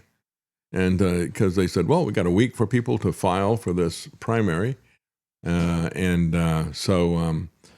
it was rushed. I mean, they had a week to file, and then within 1 week, they had a debate and that type of thing. So it was something that was very rushed. But as he points out, Lindsey Graham had won the primary already. And since he died, they had to have a new primary anyway. So it wasn't just about creating a primary for Darlene, which was my impression of it, but he corrected that, and thank you for correcting that. And when you look at what she is doing now and the things that she is saying, it's not just her statement, well, I'm not really big on defense. I don't really know anything about that. She's also been called out on some other issues in terms of whether or not she is pro-life. And she is hedging on that as well. And she's unsure about it. When asked about an abortion ban, she said, well, let me think about that. Not really too sure. Don't know much about geography. Don't know much about history. I'm not really too sure about the medical books either that are out there. And when you go back and look at what she was doing, especially when you talk about medical stuff, this has surfaced as well about Darlene. She was one of the Branch Covidians in a big way back in 2020. You want to talk about ignorance and lack of judgment. One of the things I didn't mention, we had 83 consumers go to work last year. That's more than since 2017. Mm-hmm. And we've done some major things at our agency. We're working on all new policies and procedures, putting internal controls in place. We've got a diversity inclusion committee. I want to be a leader in state agency when it comes to that. We are really rebuilding the foundation of that agency. So super excited about it. It's a lot of work, though. Yeah. Thank you. Yeah, but in spite of the fact that she is really pushing for masks and all of the superstitions, the 6 foot distance and all that kind of stuff, I have nothing but contempt for anybody that would push that, who would beg for more power to do more of that. And that's Darlene right there. And as people are starting to question her capacity, her judgment, her intellect, her position on issues. We have Senator Tim Scott, also a senator from South Carolina, said, oh, no, there's no doubt that she's qualified to be a senator. I guess if he's qualified to be a senator, anybody is, right? That's his perspective, I guess. But Trump thinks the same way. And the reason that Trump thinks that same way is because she will do what he says. She will do what Israel says. As I point out, Israel will tell Trump what to do. Trump will tell Darlene what to do, and she'll vote that way. She said that she's totally for the military. I mean, she's going to do what the military wants and really what the president wants. She understands that national security is my thing. And she is a terrific woman who answered. I watched that. I thought it was a very honest answer, actually. Yeah, she's honestly stupid.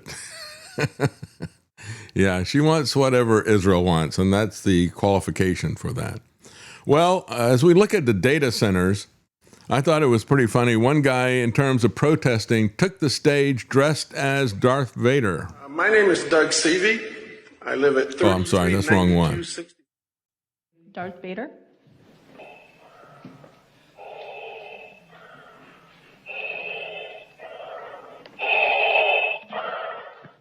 The Emperor is a fan of Flock, and we must continue utilizing Flock technologies so that we can follow and surveil the rebel scum as they move from playground to playground.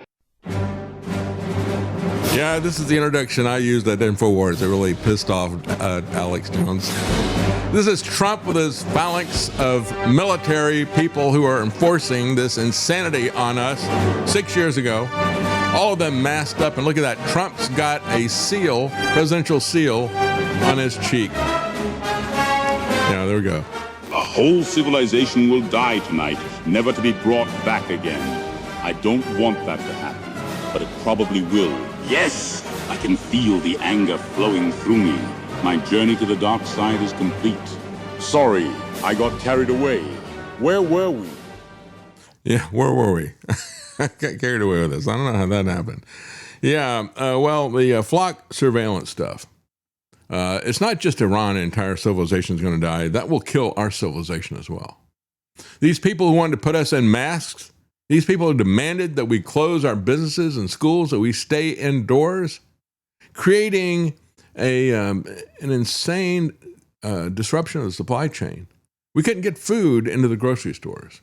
We couldn't get toilet paper in the grocery stores. Why is that? Well, because we had it produced in different formats. I mean, we're going to see probably the same thing happen with this beef issue as well. As I pointed out, if he's going to bring it in from foreign countries, it'll come in frozen. That's not typically the way people buy it in the grocery store. It's usually fresh ground beef. And so that's going to be going to institutions, just like the massive rolls of toilet paper are going to the institutions. And so even though the factories maybe were still open and making this stuff, they didn't have the capacity to put it out in the format that consumers are going to be buying it at the grocery store. Same thing with the food. We saw farmers who had food piled up on their farm, and they were destroying it because they couldn't get it to market in the right format. Typically, they'd been selling to institutions, and those institutions were all shut down by Trump. So the food was rotting, pouring milk down the drain, massive mountains of potatoes and so forth, while the shelves were empty. This is the insanity of this guy. The same guy who talked about destroying the Iranian civilization is actively destroying the American civilization as well. So that guy who dressed up as Darth Vader, that was at a San Diego city council that he spoke about that, the satire of Trump. And yet, while we're talking about costumes, there is a lot of chatter on social media about a purported Halloween purge night. A lot of people say, well, you know, people are wearing costumes on Halloween. While you got the costumes on, wouldn't it be unfortunate if America were to do another Boston Tea Party, right? They dressed up like Indians. I mean, we dress up like Darth Vader and start taking flock cameras down. Referring to the movie The Purge, where one day every year, people would be free to commit any crime they wanted to do. And so posts on social media are promoting the notion of a national Deflock America for Halloween night this year. Halloween's being promoted as Deflock America, while Americans are urged to turn October the 31st into a night of action against flock cameras. But just how big is it? They said, as Cyber News investigated, they found a small number of people explicitly promoting it. However, there was a lot of reporting of the idea behind it. Social media now may be amplifying the event faster than activists are actually organizing it. And the same thing is true of mainstream media. One user promoted using Halloween masks as a cover to bring cameras down while warning participants against carrying phones or smart watches or any other technology that could be used to identify you. So yeah, if you go, don't take a phone with you, by all means. Halloween, we all wear masks and we bring them down. No phones, no smart watches, no tech. Who's funding these things, as a matter of fact?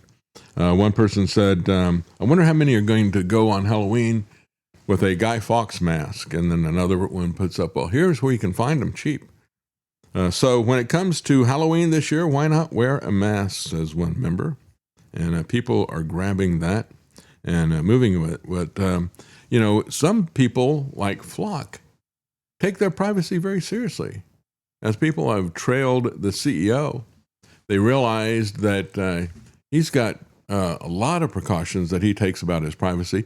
And Flock had a convention where they talked to politicians about how to get these things and how to sell them in their jurisdiction and how they can encourage other people to do it. I'm sure there's some money involved in that as well.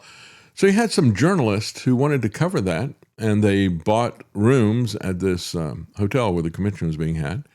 And just like with Bilderberg, it's kind of interesting. We'd always buy rooms at Bilderberg and the same hotel that it was rumored that it was going to happen. And then it'd get confirmed that it was happening at that hotel.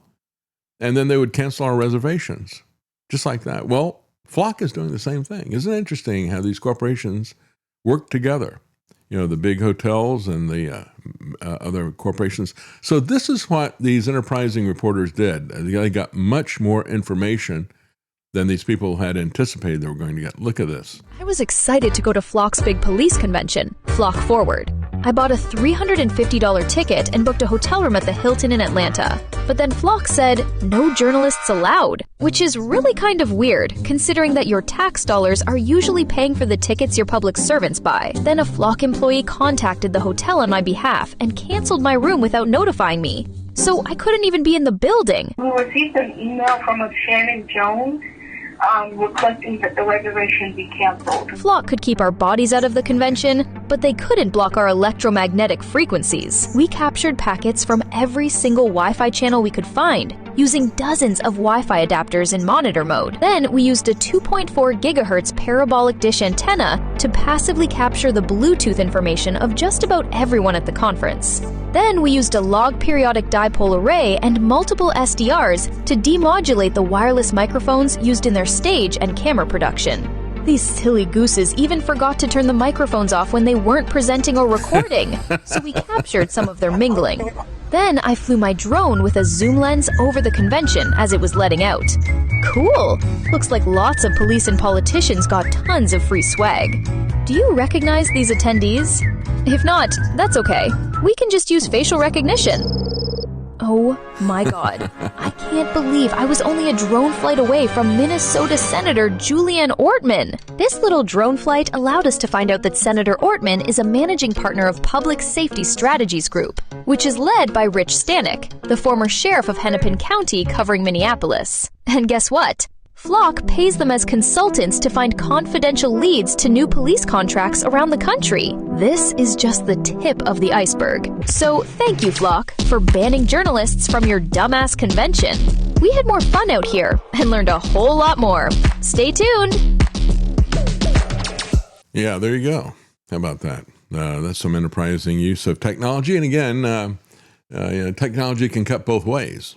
Can be used to spy on them as well. That's what they're finding out with the phones, when everybody's got a phone recording what ICE is doing in various places. Of course, that doesn't stop Trump or Kristi Noem from just making up a lie after everybody in the planet has seen the video from multiple angles.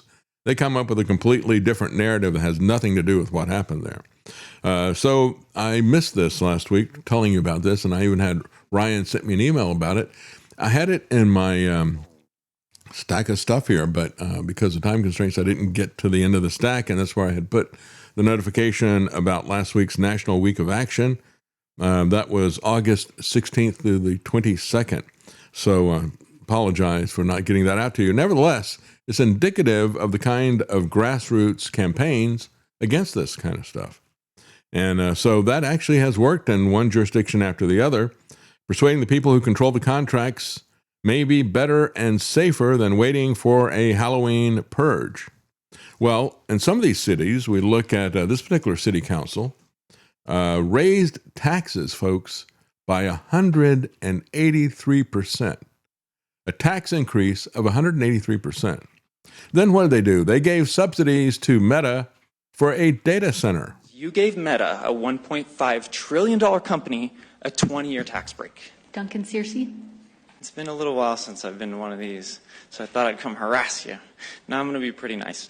2 days later. I was a lot nicer on Tuesday when I spoke, but some of the responses I got from you actually is what made me upset, and I'm not going to be quite as nice tonight. Brett, you said something that struck me. We are called upon to make some pretty nasty decisions. I don't know how else to say it. You said, we have been called upon to make this decision. Brett, who is calling upon you to raise the property taxes if we elect you and you work for us? Who's calling upon you to make any kind of decision? And then, Melissa, it bothered you so much, just the thought of raising taxes on our poor families brought you to tears. It's your property. You worked hard to bring it home. You use it to take care of your family. And we don't take that responsibility lightly.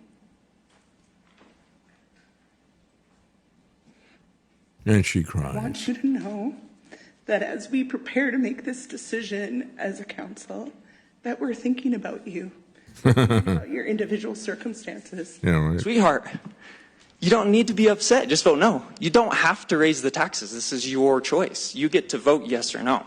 Everybody is struggling in this economy, every single person. Okay?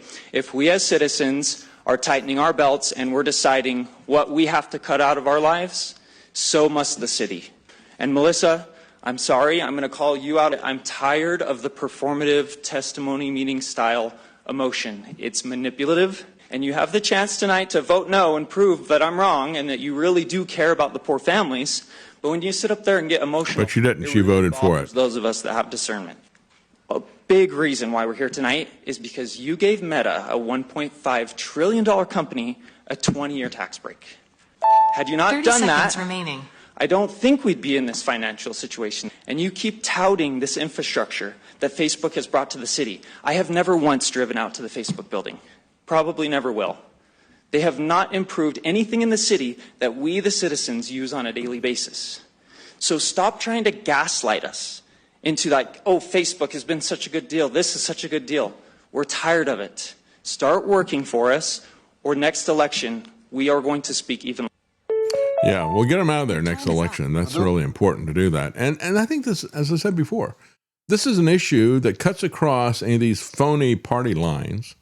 Again, it is a Hegelian dialectic. They are unified on the singular approach to put us into a police surveillance state and to impose China-like controls on everything we do. Both the Democrats and Republicans both like that.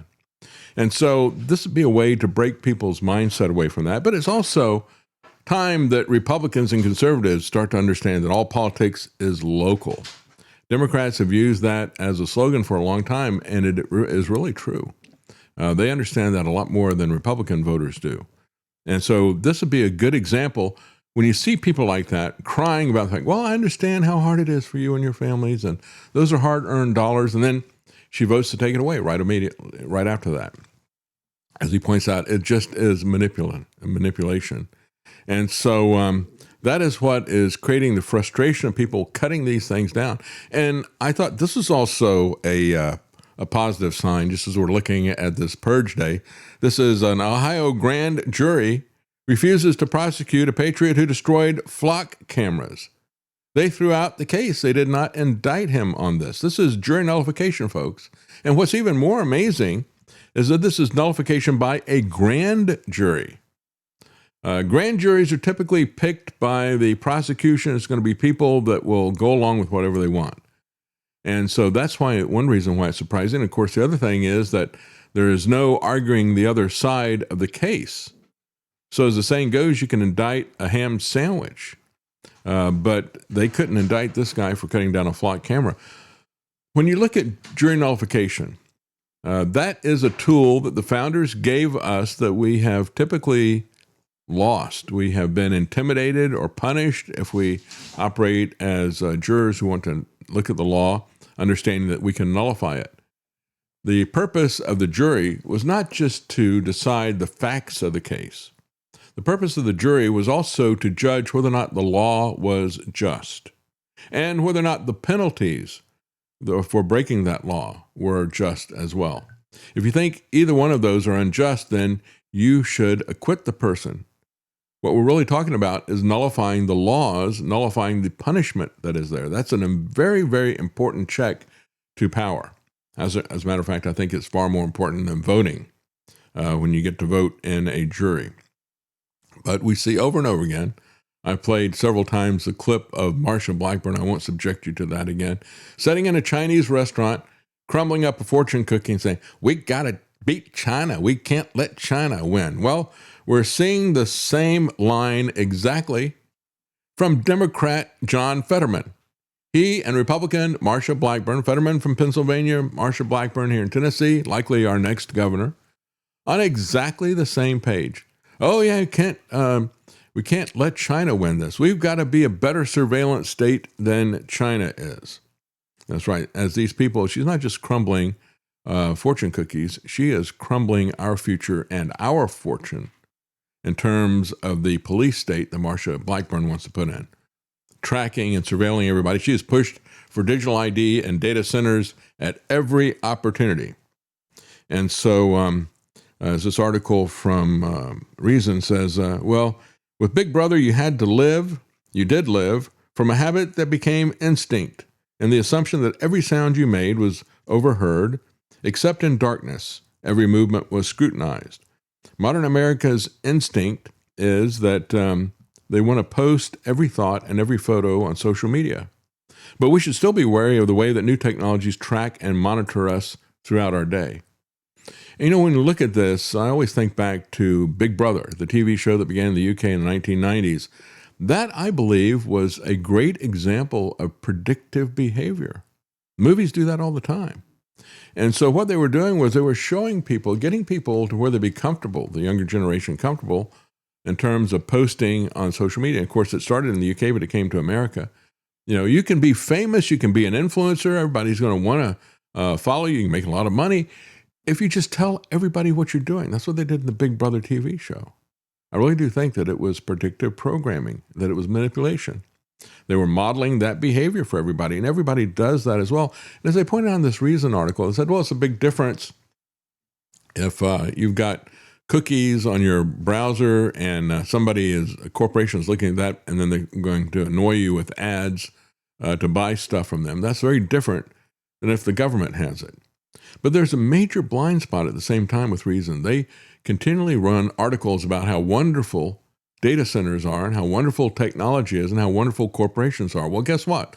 All of those things can be turned to the dark side.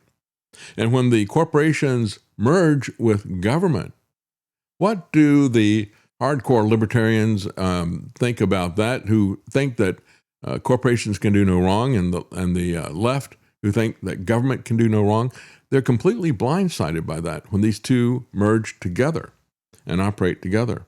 In a communist Chinese surveillance state, says Reason, the authorities use facial recognition software, they use tracking systems, biometric databases, they can even tell how you walk. That's called gait identification. They have a system called Bright Eyes that's straight out of science fiction, the perfect police state model for controlling the populace along the lines of 1984. And again, when we look at this, I always think back to the letter we got from our daughter's foster dad when we adopted her in China.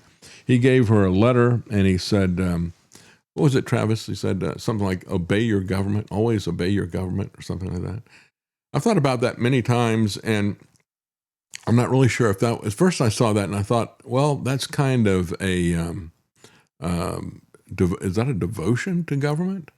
Or was it a fear of government and a warning to her?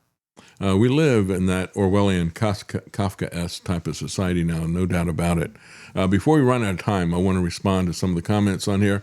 Pezzo Avante, 1776, give me liberty or give me kosher imported Trump tumor beef. There we go, yeah.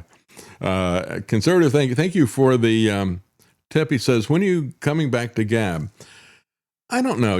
I look at that. My attitude with that is kind of the same as that cop who became the whistleblower on Flock. He was in Rhode Island. I talked about it last week. And he said, I started looking at this. A lot of people encouraged him to have, to monetize a podcast or whatever. I think there is value in a podcast, but I'm not so sure about social media.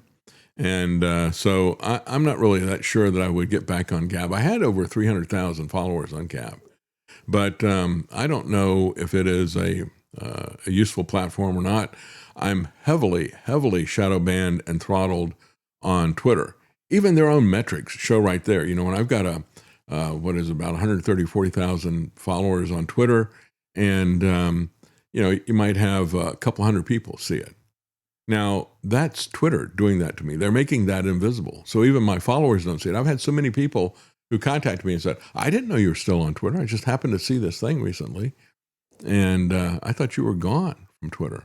So when they keep their thumb on the scale like that, it really is not a productive use of my time. So I don't really know that I'm going to do much at all with social media. I do appreciate what Ryan has done in terms of putting us up on Telegram, and he's gotten some really good engagement there. I don't necessarily do that, and I don't do that well, and I don't want to spend a lot of time on it, frankly.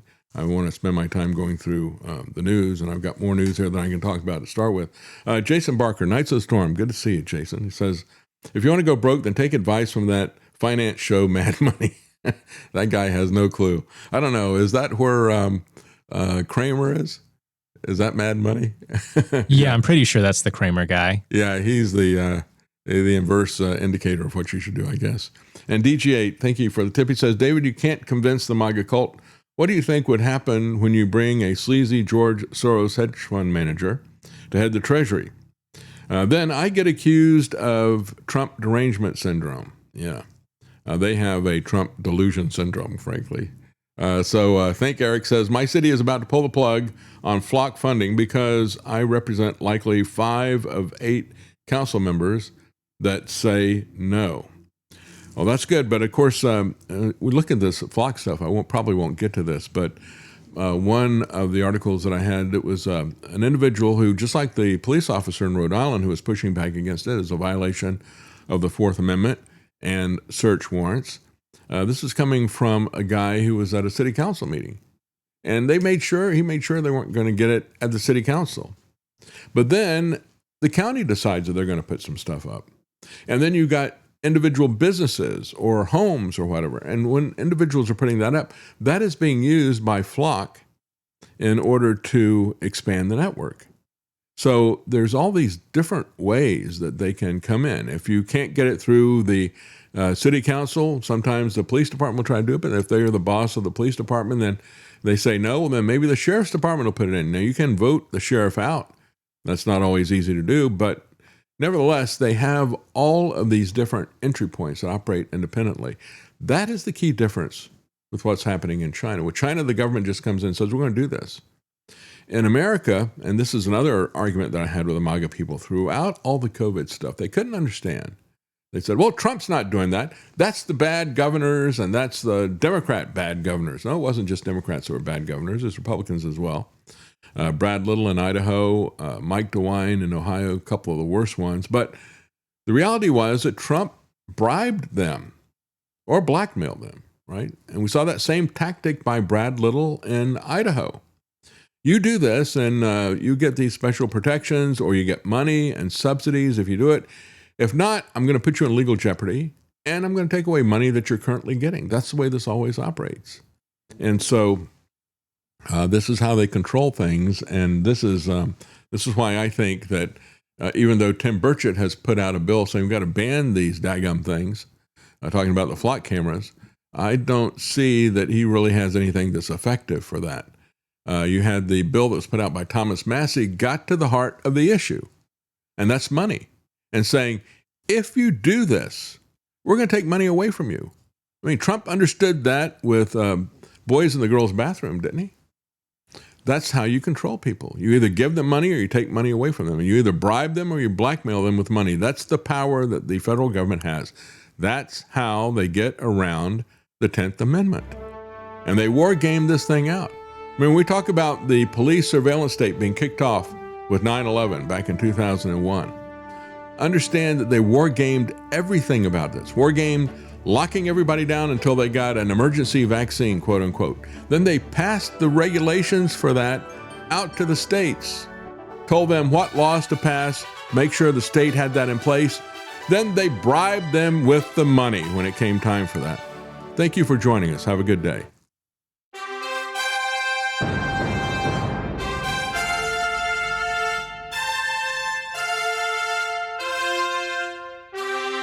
The Common Man. They created Common Core to dumb down our children. They created Common Pass to track and control us. Their Commons Project to make sure the commoners own nothing. And the communist future. They see the common man as simple, unsophisticated, ordinary. But each of us has worth and dignity, created in the image of God. That is what we have in common. That is what they want to take away. Their most powerful weapons are isolation, deception, intimidation. They desire to know everything about us while they hide everything from us.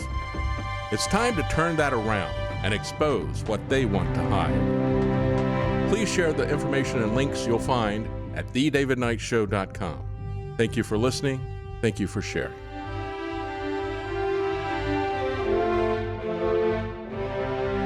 If you can't support us financially, please keep us in your prayers. thedavidknightshow.com.